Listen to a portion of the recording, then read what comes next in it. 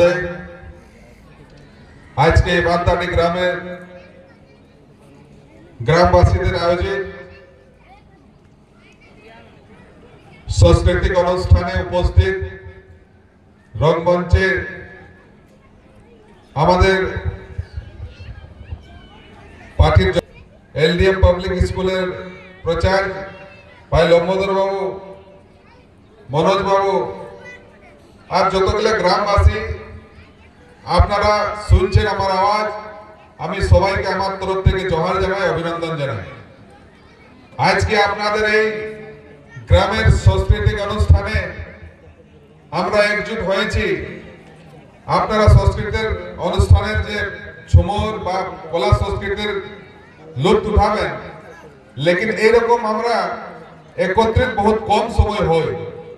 সেই জন্য দু কথা এই আয়োজনের আলাদা একটু বলছি আপনাদের ইজাজত নিয়ে, কেন আমরা এরকম একজুটতা বহুত কম সময় হয়।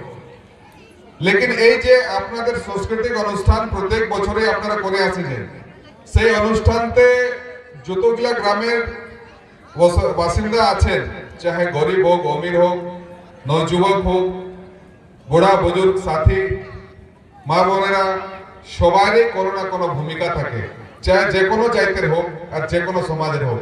গ্রামের কোনো অনুষ্ঠান হয় তো সবাই উপরে ভাগিদারি নিভাই না নিভাই, চাঁদা সবাই দেন না।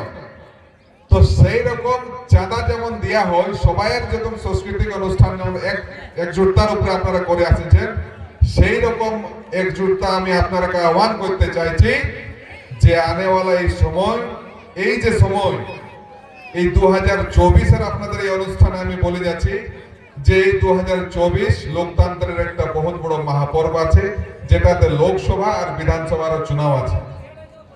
বন্ধুগণ, আপনাদের স্কুল আছে এখানে, গ্রামে স্কুল হবে নিশ্চয় আছে কি নাই? আপনার সামনে হাই স্কুলও আছে। মনে করুন যে আপনাদের যে পূর্বজরা পড়ে আসছে ওই সময়ের স্কুল আর এখনকার স্কুলের অনেক ফরক আছে।